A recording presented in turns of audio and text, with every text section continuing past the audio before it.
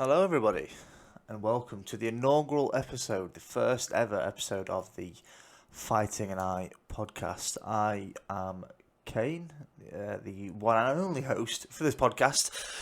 Is a one-man sort of shit-chatting podcast. Nothing too serious. I'm not some sort of MMA wizard. I'm not some sort of like crazy analytic genius. I'm just a long-time fan with a little bit of experience in combat sports. I just wanted to, talk about the fights and, break it down for everybody. So let's get into it. First of all, before I do go off and go start on my tangent, I do want to thank anybody who does listen to this, this podcast, whether it be a minute, 10 minutes, or the whole thing.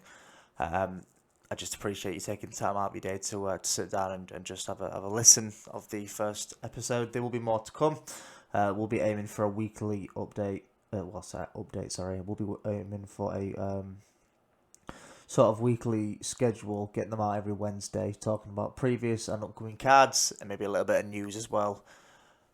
Just, general chit-chat in regards to the MMA world. But we had a big, I say big because it was heavyweight, but we had a card on the Saturday just gone.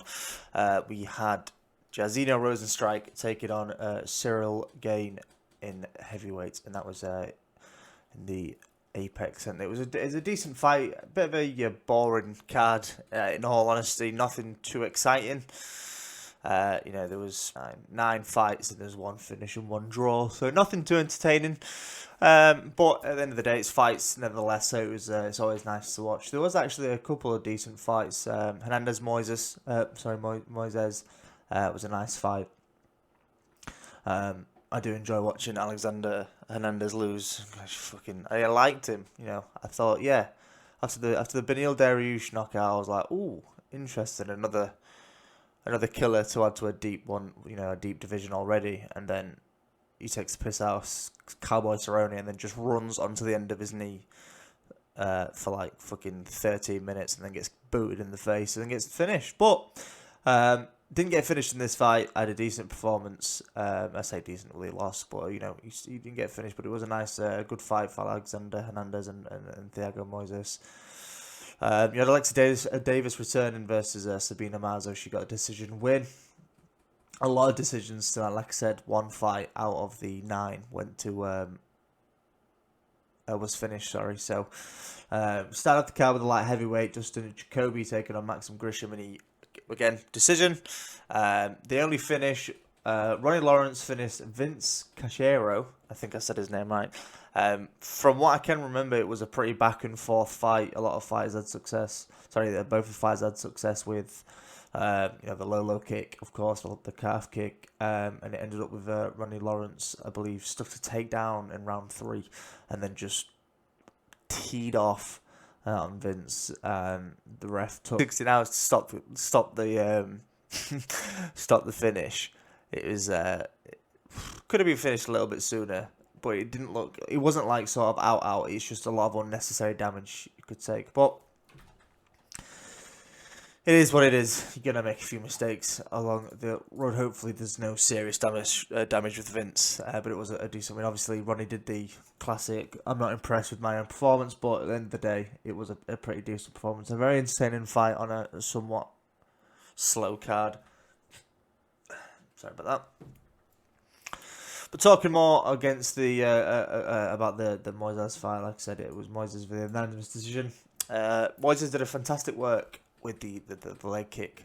Hernandez has that sort of like bouncy, up and down, spin around sort of style where he darts in, hits you like a one, sort of a mix between One Boy and TJ Dillashaw, with the sort of like bouncy coming in and then stepping out the back door like Wonder Boy does, coming in like TJ with the combinations, and then just gliding to the right or to the left out of danger.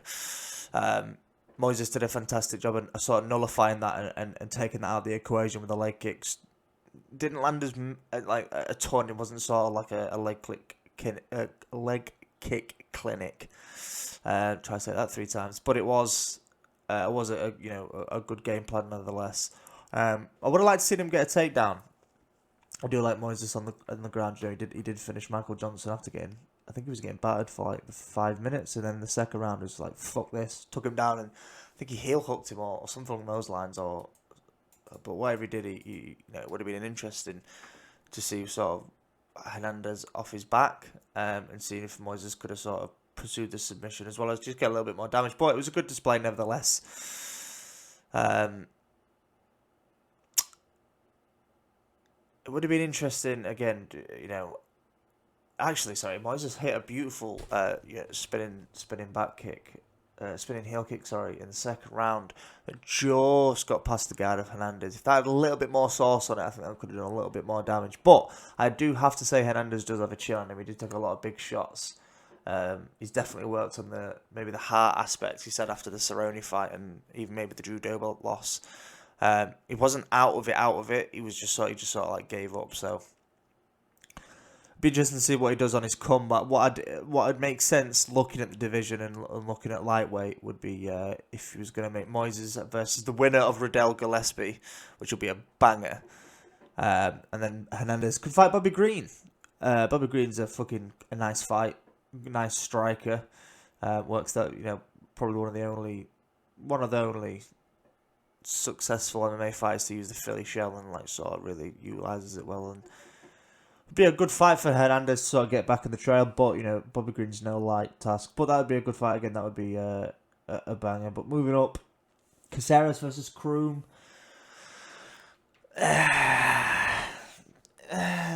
Caceres is all right. He's not great.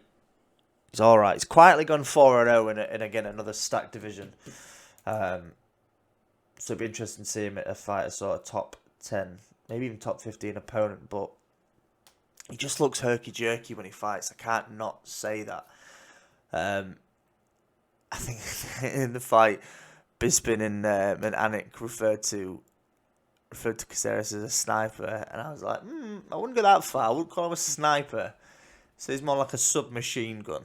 He's sort of close. He's just like he's all right, but he's wildly inaccurate. His striking is, he lands, fair play to him, but he just doesn't look comfortable striking. Croom used a lot of stamina. Used a lot of his gas tank in those first and second round, really pushing for a takedown, but not being that successful. Maybe got one or two, but didn't have roaring success. So Bruce Leroy sort of picked that up, and Bruce Leroy is a fucking wizard on the feet, on the floor. Off his back as well. So he's no slouch off his back. So I prefer him on his back, to be fair, compared to striking. But at one point, he just accepted a takedown in round 2 when Caceres locked up a triangle choke. And I'm sure he had it in for about 30 seconds or even a minute, and then just lets go. He's just like, nah. I'd rather just, glide my way to a decision, and then just spends the rest of the fight sort of like inflatable wacky arm balloon man around and around the ring. Around the octagon against Croom. But it's a good fight, a good few wins for Caceres, knocking off, prospect after prospect at 145. Like I said, a contender in the top 10 for him. If you look at the rankings at featherweight. You could even give him Barbosa. You could even do Barbosa Caceres, because that would be an interesting fight. And it's a good win for Barbosa to get under his belt, knocking off someone in featherweight with 4 wins over young prospects. I'd watch it. I mean, it'd be a fucking slaughter on the feet, in my opinion. But if it was to go to the round, Bruce Leroy could pull out some spooky magic. We're moving up the card. What else do we have? Now, this fight was a banger. Munoz and Rivera. Woo! Woo! Baby. This was insane. Both fighters have fought before. I love Jim Rivera. I love Pedro Munoz. Pedro Munoz coming off a tough loss. Same with Jim Rivera, both of them seen obviously better days. Pedro's last fight. Pedro came off a win. A loss. Again, a tough loss. Yeah, right. Tough loss over Frankie Edgar. a split decision. A lot of people, including myself, thought that he won, and then again he lost to Aljamain by decision just before that. So he was coming off a 2-fight losing streak, and again Jimmy Rivera coming off a win actually against Cody Stamen. I went to a decision, but again,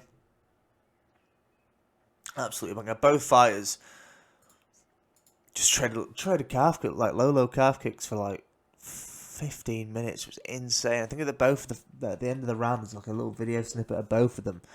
Munoz and Rivera showing off the welts on each leg, just laughing about it. It was such a good fight. I didn't even take that many notes for it because it was just that mental. Like it was just calf kick city. But there was I did see when Munoz came in to initiate some of the sort of dirty boxing, I did maybe spot one or two headbutts, cheeky nodders from Munoz, taking a page out of fucking Joey B's book. But I mean, Rivera wasn't deteriorated at all because he's got a fucking big old head. Just carried on marching forward, carried on dancing around the octagon while they put on an absolute barn burner. Both men are just fucking dead strong and dead hard. It was such a good fight. Honestly, if you didn't watch it, go watch it. It was probably the most exciting fight on the entire card. It was just bantamweight, eh? Bantamweight and flyweight put on bangers, and I don't care what anybody says. They are two of the most interesting divisions. The scrambles and the striking's just chef's kiss. But again, looking at if you look at the rankings if you look at the rankings and you look at where both these fights were, Munhoz gets a win, snaps 2-fight streak. You could sort of maybe do him versus Marias. Marias is coming off 2 losses to Font and Corey Sandhagen. So you could do Munoz versus Marias and Rivera versus Edgar. But again, Rivera and Edgar both coming off losses. Well, Edgar coming off a fucking knockout where he got sent to the Shadow Realm, and maybe he said he's going to return, but could be questionable. If he does return, I'd give him Rivera. I wouldn't say it's that much of a dangerous fight for him. We've not really seen Jimmy Rivera KO anybody in quite a long time, and I think it would be a sort of decent fight. But Jimmy Rivera is still quite big, even for a bantamweight, and Frank Edgar still looks small. Again, it looks small against Sandhagen and against. To be fair, it didn't look too small against Munoz, so I'll give him that. Okay. Going further up, you got Montana De La Rosa versus Bueno Silva. First of all, one thing I want to say, and I want to give a big old kiss on the cheek to Jared Vallel, because De La Rosa locked in a takedown and basically had it to the floor. It was just a matter of turning the hips. She turned the hips, got her down. I think it was on double leg. And Bueno Silva just goes, nah, and grabs the cage and like almost tries to fucking pull herself back up like she's in fucking Hell of a Cell. And then as soon as that happens, Jared Vallel didn't take any nonsense and just instantly stops pauses the action and takes a point. But apart from that, to be fair, De La Rosa and Bueno Silva was a little bit of a banger as well. It doesn't come close to the Munoz Rivera fight, but in terms of like what people probably would have expected, it was quite good.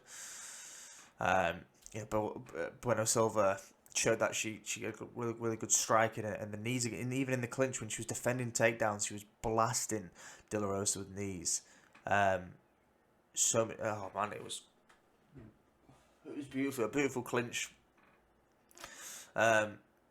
Really effective. Even when in a position like that, you see a lot of fighters just sort of try to work to get out, but Bueno Silva didn't really do that. She just when I say accepted, I don't mean just sort of sat there and took it. Accepted the fact that she's going to be against the cage and just use that to her advantage and blasted off knees. At the end of the round, I think round one definitely went to Bueno Silva, but one judge even gave it 10-8 to Bueno Silva. Obviously take off the point, and that's a 9-8. But it was a good for, apart from that fence grab, it was a strong round from Bueno Silva, but she did look a little bit tired.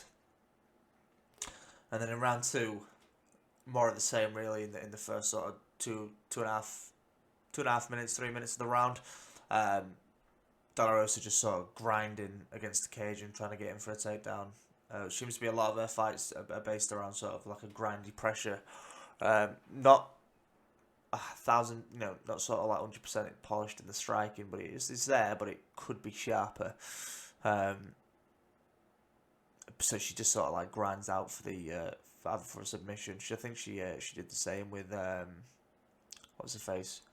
Is it Nadia Kassim? She the Australian or New Zealand fighter who used to fight for the UFC. I think she got taken down and not taken down, but basically it was like a long drawn out fight. And then she ended up getting submitted by De La Rosa. But that's the sort of style that she fights to. When credit to Bueno Silva must have really done her research because she was blasting those knees and really defending the takedowns well against the cage. And then around two, there was the last 2 minutes. Sorry, around two, Montana did a lot better, taking it down, got a takedown, and controlled her over the last 2 minutes of the round. He almost coming like a fucking armpit hair away from locking in an arm triangle. So that could have been, if a couple more seconds, or even if there was a little bit less slippery, could have been a different story. But alas, Bueno Silva survived. And managed to sort of ride it out to the third round. Again, still looking a little bit tired. Round three, more of the same. De La Rosa sort of grinding out, pushing her up against the pushing Bueno Silva against the cage. Silva hit a beautiful knee as I think Montana came in for a takedown halfway through the round and bust her nose open, and again another one. It was a superb fight. Both fighters put in a great performance. Montana De La Rosa, I think, biggest improvements. If you look, striking, it's all right having a really strong ground game and being a really good pressure fighter, but you can only do that for so long before you start taking unnecessary damage, kind of, if you know what I mean. It'd be, some would say, improved striking, because if you set up, for example, Frankie Edgar, a perfect example, his takedowns off the striking was some of the best already in the UFC. And with Montana De La Rosa, if she was to work something similar in, where she just got a little bit more crisper with the strike and a little bit more confident, she could probably, notch up a few more W's in the division.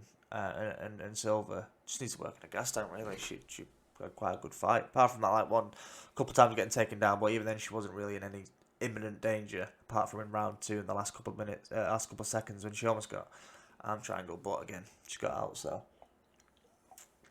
decent fight. Wasn't as bad as I expected it, in all honesty. But again, doesn't hold a candle to the Munoz Rivera fight. And then we go into the co-main. Big Papa Ankalaev, aka light heavyweight Abe Lincoln, taking on Nikita Krillov. Both fighters just fantastic. Ankalaev really putting a lot of good wins together in the light heavyweight division, which is again stagnant to say the least. But again, it's still hard to get wins. There's a lot of killers in that division. And the man's gone on for a while. His first fight in the UFC, he lost to Paul Craig at literally 4 minutes 59 in the third second. And it was a bit hard to build any hype. Well, I say build any hype. It was a bit hard to rebuild the hype. But since then, he's 6 in a row. What more could I say? And in some real good fights. You got the second Cutelabra fight. Cutelabra just got murdered. Marcin Prachnio got knocked out by him. Longambula, if I've said that name wrong, which I probably definitely have, I'm so sorry. But he also got oh yes, that was the gentleman that got I believe it was a jab and then a front kick, and he just sort of froze and he went down. It was a beautiful combination. But anyway, Ankalaev was really put on a really good resume up at 205. It's a deep-ish division, but it's deep with staleness in a way. There's no huge names until you get to the top, And even then, it's sort of like the same names you've seen for quite a bit. You know, we're slowly getting new fighters in. Caceres has a lot of success. Well, had a bit of success at 205. Same with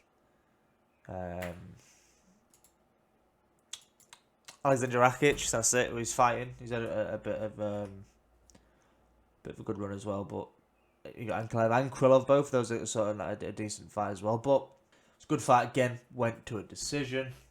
Sorry, I forgot to say the last fight, the De La Rosa Silva fight, went to a draw. But shock. Ankalaev and Krillov though was a decision, but it was quite a decent fight. A good technical chess battle from both fighters. Krillov taking a very grapple heavy approach in round one, and quite a bit of control time. I think halfway through the round, Ankalaev just managed to escape and get up, and then controlled it on the feet. Got a bit of combos. Definitely a 50-50 first round. You know, he couldn't really give it to anyone.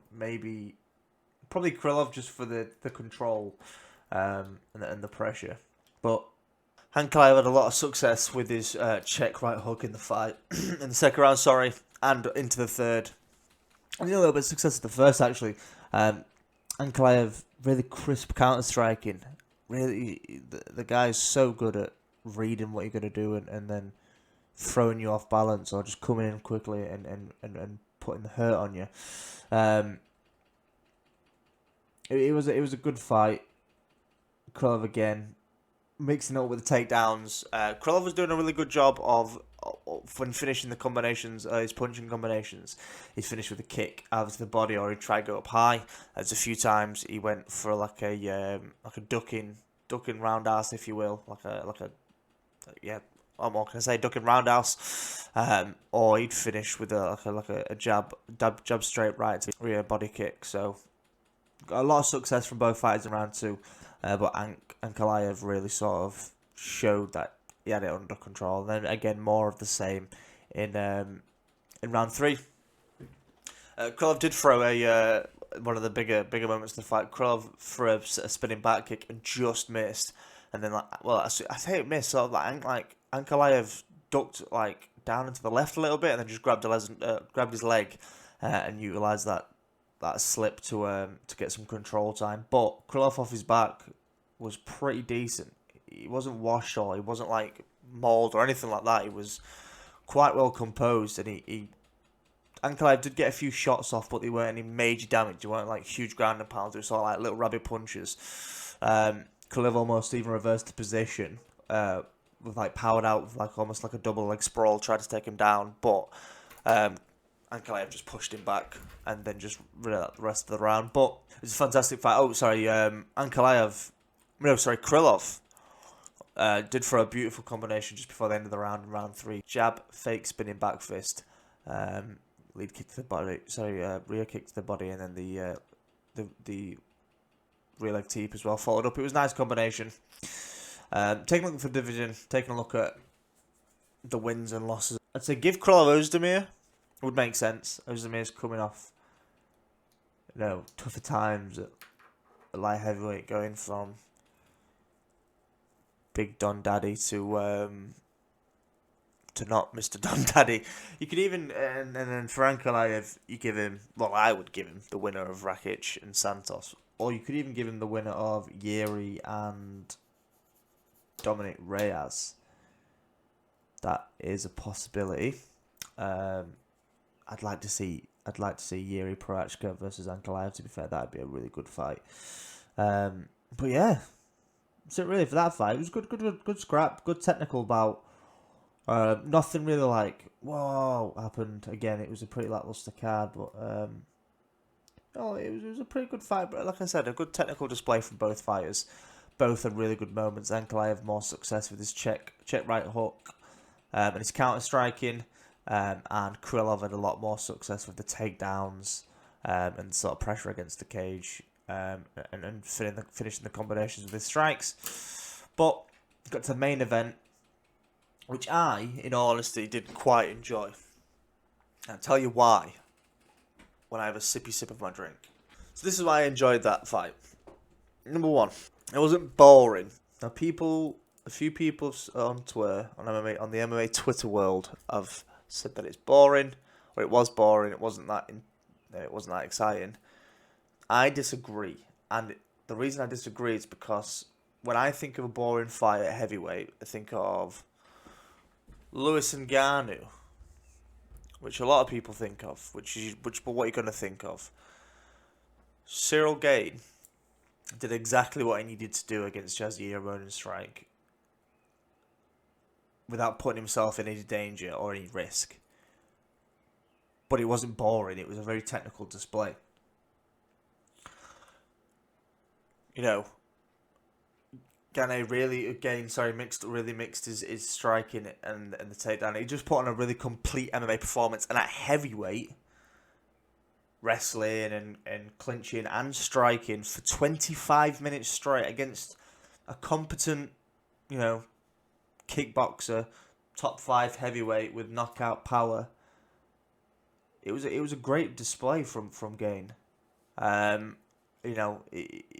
Really did well with the leg kicks. That was one thing that I like about Cyril Gane, is he'll go to the leg, then he'll go to the body maybe, and then he'll step back, see what you do, and then sort of rinse and repeat. He really mixes everything up well, and then in this fight, got a couple of takedowns, 1 or 2 I think, against Jairzinho. But again, that's something that offsets the entire pace of the fight. Jairzinho is probably going to expect a more standing battle with Cyril, but he got an MMA fight.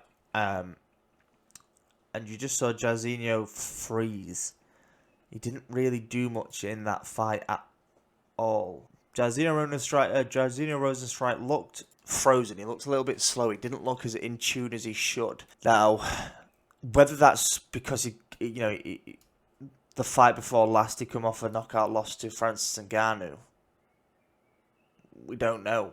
But in all honesty, that would make the most sense, because he just looked nervous. No, not nervous, but tentative. He wasn't. He looks tentative in most of his fights as it is, but he just wasn't active at all. He didn't do anything to catch Cyril off guard or to sort of like surprise him. Again, there was a few good moments. There was a few like ooh moments, but they weren't like anything massive for Jairzinho to like really gains respect. I really did enjoy it. First of all, going 5 rounds at heavyweight and still looking all right and still looking decent after doing an all-round performance, not just striking or. I mean, look at Curtis Blades after 25 minutes of wrestling Alexander Volkov, like he couldn't breathe after his fight. And then you look at Cyril Gane after doing striking and clinching and wrestling, he didn't look out of breath. He looked still in shape. He just showed that he's got character. He shows that he doesn't need to, if he doesn't land a massive knockout strike in the first couple of rounds, he's got the gas tank to go into those later rounds. And when he did hit Rozenstruik with powerful shots, he didn't rush in and go crazy. He just sort of took his time and picked his shots and just really put on a beautiful performance. I've got a lot of hype for Gane. I just love him. He's a cool motherfucker. He's just cool as fuck. I'm a little bit upset for Jairzinho, because I would have loved him to see him do a little bit more. I just put up a little bit more of a fight against Gane, but he just couldn't find anything. Couldn't find a combo to sort of put together against him. Jairzinho, he just became the Tyron Woodley of the heavyweight division. He just didn't do anything. Again, there's just a few good, like when I say a few, I mean like 2 or 3 in a 25-minute fight, 2 or 3 moments in a 25-minute fight from Jairzinho where I was like, oh, maybe this might get him back in, but he just failed to capitalise at any moment and just sort of let Gane do what he wanted with him. Impressive win. It's a good win for Cyril and a good display. It shows that you can go 5 rounds at heavyweight and you can do it with the best of them.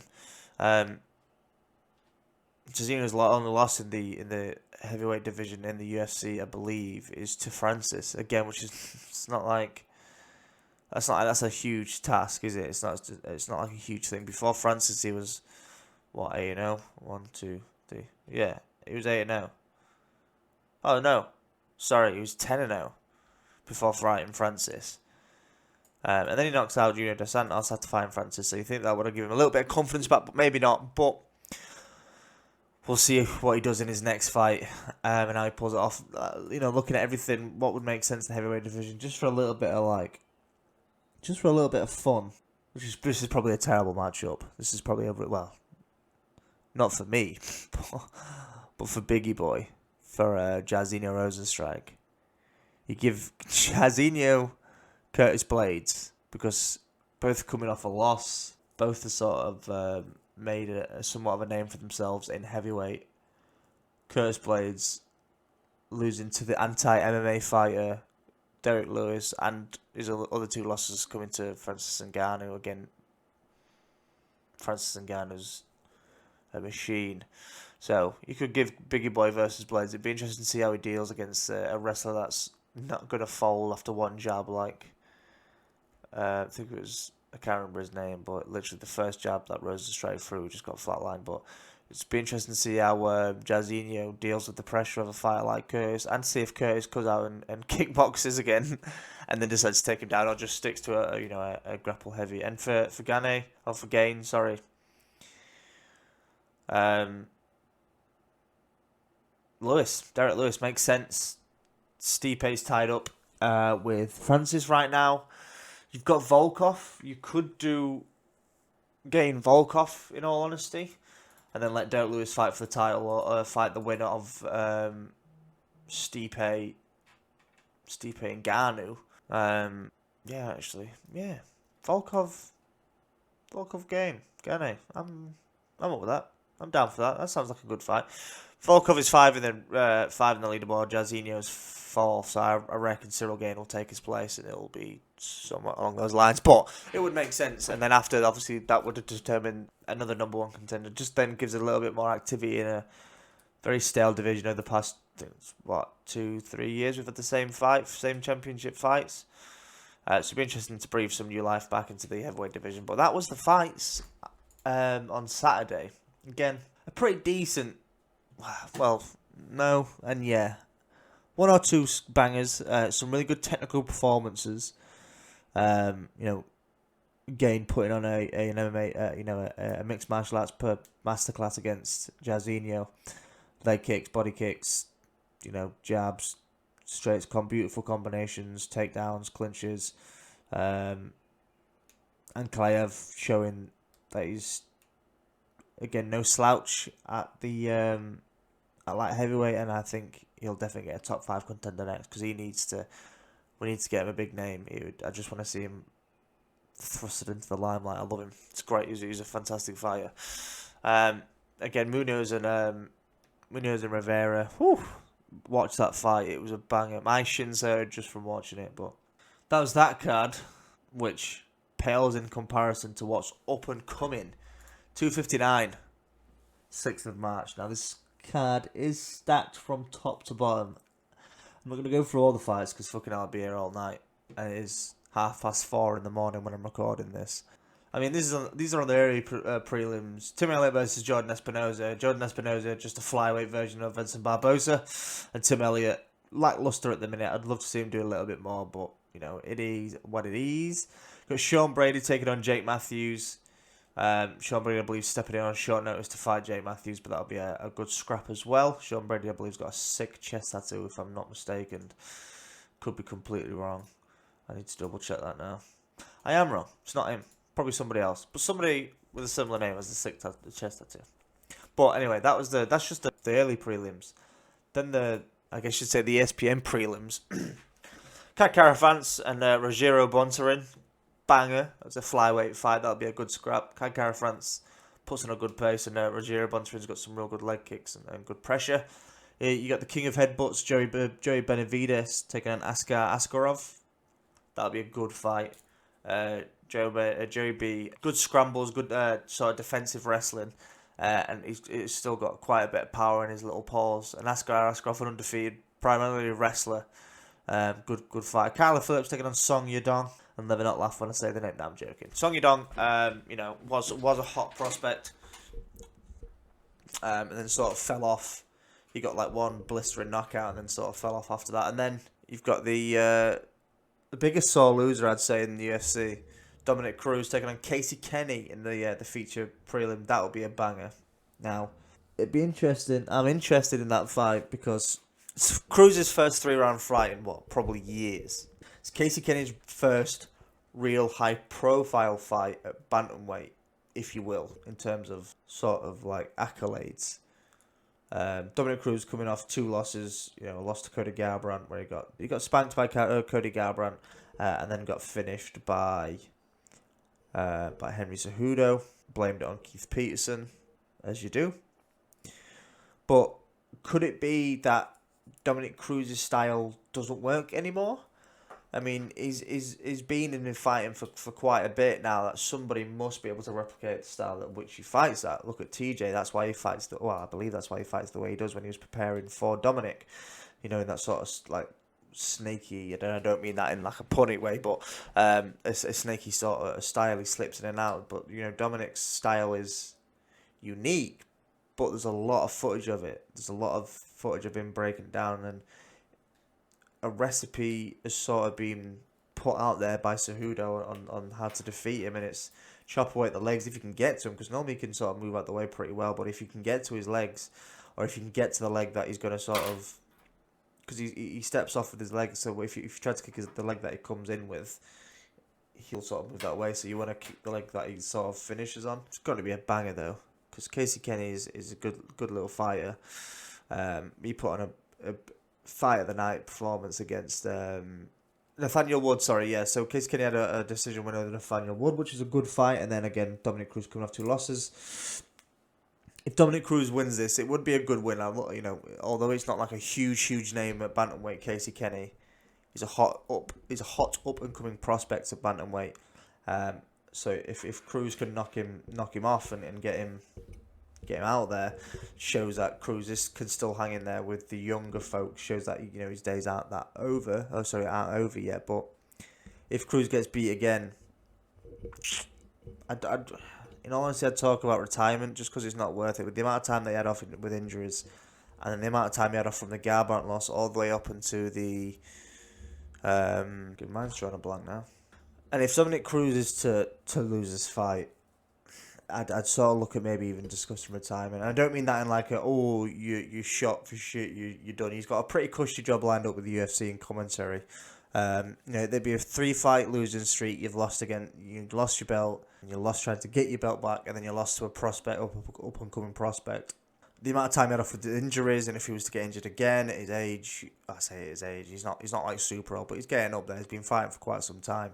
A conversation of retirement could come up if Dominic Cruz was to win, and honestly, I can see Dominic pulling out the bag. He's a crafty veteran, and we have seen Casey Kenny can sort of get a little bit tired if you put on a pace, and Dominic Cruz is, I hate to say it, but herky-jerky style really proves tough to deal with unless your name's Henry Cejudo. But after that fight, you crack the main card, and holy shit, so many good fights. Thiago Santos versus Alexander Rakic. Personally, I'd like to see Glover Teixeira versus Rakic. Would make a little bit more sense if you look at Rakic's current win streak. If you look at Glover Teixeira's win streak, what's the point of putting someone who's on a win streak against someone that's 2-0? I mean, Teixeira's already the step in for the Blachowicz Adesanya fight, so why not have him fight on the card anyway? Make money either or. If something happens, you get to either Jan or Blachowicz. You get Teixeira in, he's happy. If he doesn't, he still gets paid. I guess obviously the only issue is with that is if Teixeira was to lose, we get the Tony Ferguson situation where he just loses all momentum in terms of like a title shot. So. But, it'll be a good fight. Thiago Santos at middleweight coming up to lightweight, having a lot of success in his sort of first couple of fights. Then got both his knees torn apart in the John Jones fight, and then got beat by Old Man Teixeira in a back and forth fight. Santos beat himself, essentially, because he knocked Teixeira down and then followed him up, and Teixeira sort of reversed it, and I think got the rear naked choke. But Alexander Rakic coming off some impressive wins. Obviously, the insane head kick over Jimmy Munoz. I know that was some time ago, but still a great head kick. Oh, he lost to Volkan Ozdemir. Okay, lost to Volkan Ozdemir, split decision, but then obviously beat Anthony Smith in a prick performance where he raised his hands in the last 10 seconds after just lying on Anthony Smith for 15 minutes. But that'd be a good scrap. Interesting to see what Rakic does with Santos, and if Santos can hold up against Rakic's power, because if Teixeira, if Santos gets rocks against Teixeira and gets hurt by Teixeira, imagine what a young, supple Rakic could do. And then we got another lightweight banger, Drew Dober versus Islam Makhachev. At this point, don't know if this fight will go ahead. I don't sound negative, but Islam's pulled out of quite a bit of his fights. It'd be interesting to see if this fight does go ahead. But obviously Islam Makhachev, a prodigy of Dagestan, fantastic wrestling, not bad striking either. Just a really good fighter in general. I believe his last fight, if I'm not mistaken, was against Arman Sarukian, and that was it's like sex, wrestling sex. It was great. Both fights hitting fantastic scrambles, but obviously we've not seen Islam Makhachev. His last fight was against Davi Ramos, and that was in September, and that was Poirier versus Khabib, and then he faced Arman Sarukian in April. So he's been out of the cage since September 2019, so it's quite some time. Again, ring rust is a factor, might play a thing, but again, these Dagestani fighters, with Khabib, he was off for a few years, comes back, mauls Edson Barboza like he's fighting someone from a Sunday League MMA fighting. And there's no such thing as a Sunday League, the Sunday League football version of MMA, but that's basically what he treated Edson Barboza like. It's just as bit like Edson Barboza can't breathe. But we might see that with Islam Makhachev. Might come in an absolute trance.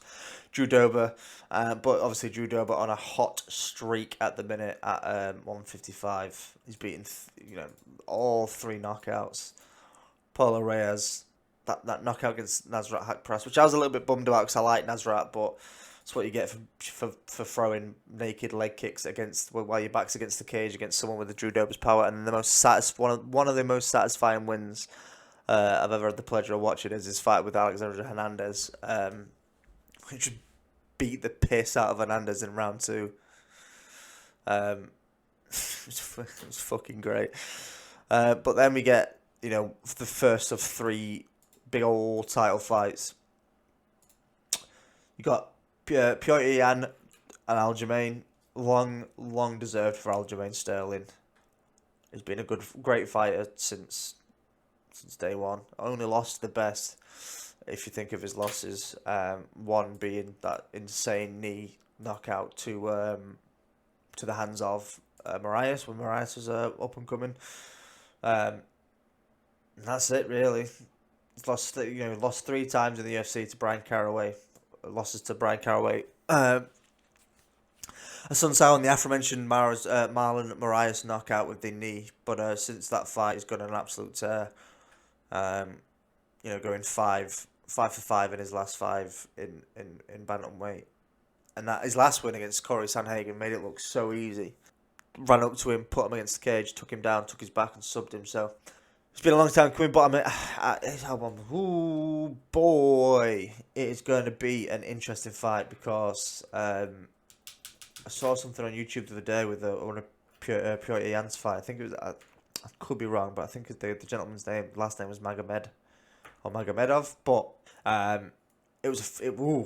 Peter Yan was tripping him and taking him down, and it was an absolute war. So I'm intrigued to see how Yan deals with the intense grappling of Aljamain and the stamina and the pressure and the stamina of Aljamain.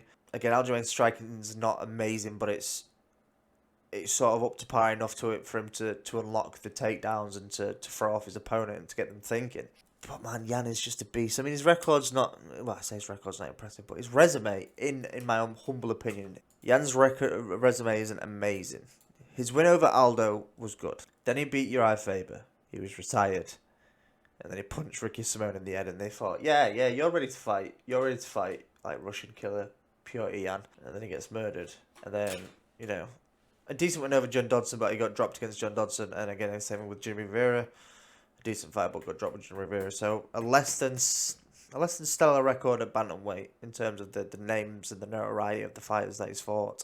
But Aljamain, Aljamain's fought everybody, and I mean everybody. He's fought a lot of people, like Sanhagen, Munoz, Rivera, Stamen, Johns, Marias, Rehan Barao, Augusto Mendes, Rafael Sunsao, Brian Caraway, Johnny Eduardo. So many fighters, and so many like good fighters as well. Jimmy Rivera, fantastic fighter. Cody Stamen. Stamen at that time was, you know, a hot prospect. Pedro Munoz, but again, I think he was coming. Pedro at that time was coming off just coming off that Cody Garbrandt knockout. So it's going to be that's good. That's a real interesting fight there at the bantamweight, and I like Jan, but I do want Aljamain to win because I just would love to see him champion. I just think I think he would be a really good champion for bantamweight. I think he'd be a lot more active because he's been in the position of inactivity where he's been bogged down by the issues with Henry, and then obviously TJ, the issues with TJ getting pops and all that nonsense. So I think Aljamain would do wonders. I'm not saying Jan wouldn't. Obviously, he's fighting the number one contender, so you know, for all I know, Jan could go on to clear out. But I feel like Aljamain would pursue more to clear out the division than he would be for a super fight. Anyway, Megan Anderson versus Amanda Nunes. There's three fighters in the women's featherweight division, and that's Megan Anderson, Felicia Spencer, and Amanda Nunes. There's not much more to say, really. I don't think it's going to be as one-sided as some people think. I do think Amanda Nunes will win because I do think she's just a better all-around fighter in terms of striking. Well, yeah. In terms of striking, in terms of grappling, she's just like, you know, Amanda Nunes is the all-around package. She's a machine. Megan Anderson has been controlled by Holly Holm, you know, which in comparison, I don't want to do MMA math, but you know what I mean. Amanda Nunes is a big physical lady. She's strong. She's got so much raw power as well. Megan Anderson, we've seen, you know, she sort of got a knockout, but not like what Amanda Nunes has done. I think it will be a good fight, but Amanda Nunes, I think, is just going to continue being one of the most dominant female champions. I think the only real logical fight would be the Shevchenko rematch, but again, she's won two, so it also makes sense not to the third. But finally, Jan Blachowicz and Israel Adesanya. I did want Izzy to maybe clear out middleweight a little bit more. He said he wanted to clear out the division, and I guess in a way, he did. He beat Romero, he beat Costa, he beat Whitaker, and then if you look at it, there's no real number one contender. He wanted Till to win so he could fight Till, but that didn't go ahead. He wanted Jared Cannonier to win against Whitaker again. That didn't go ahead. But he's had two defenses of the middleweight title, one questionable, one like sort of iffy defense over Yoel Romero that left a bit of a stale taste in the mouth of the fans. And then one pretty dominant win over Paulo Costa. So I would like him to sort of stay, maybe even fight Rob for the second time. Because then you really have then just completely clear out the division, and then you can jump up to light heavyweight. But how can you not root for Jan? How can you not? Like, the man joined the UFC and went on a little bit of a losing streak. He went on a tear. Lost last to Patrick Cummins in a decision, put on a bit of a streak from 2017 to 2018, but then got knocked out by Santos. But then again, knocked out Rockhold with a beautiful knockout. Bit of a boring decision win over Jacare Souza. Sparked out Corey Anderson again, leg kick with his back against the cage, and Jan just hit him with a clean hook. And then he absolutely, I would comfortably say he dominated Dominic Reyes. You know, battered his body and then broke his nose.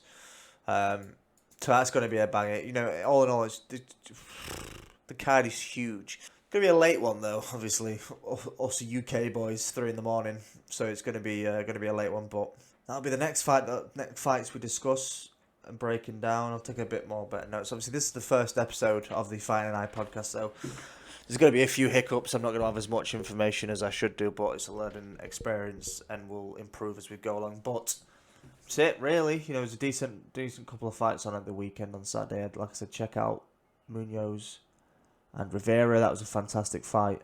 And even even Jairzinho and Cyril. Go check out that fight because it was a really good display from Cyril. considering again that he is a heavyweight. And he went 25 minutes putting on a full MMA performance. So all in all, pretty decent night on Saturday. But I'm really looking forward to this card on this Saturday, the UFC 259. Yeah, that's it really. Thank you everyone much for listening. That's been the first inaugural episode of the Fight and I podcast. Like I said at the start of the podcast, thank you anyone who takes the time to listen to a minute, 5 minutes, or even the whole thing of the podcast. You know, just even an increment of your time is massive to me, and any support given is huge. So thank you very much. I'll see you next week.